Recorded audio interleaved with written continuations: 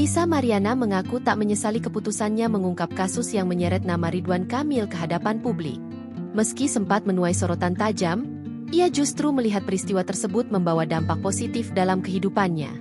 Ia membawa berkah pasti, ungkap Lisa, dikutip dalam YouTube Intens Investigasi, Kamis, 12 Juni 2025. Sebagai selebgram sejak lama, Lisa memang sudah memiliki basis pengikut yang cukup besar di media sosial.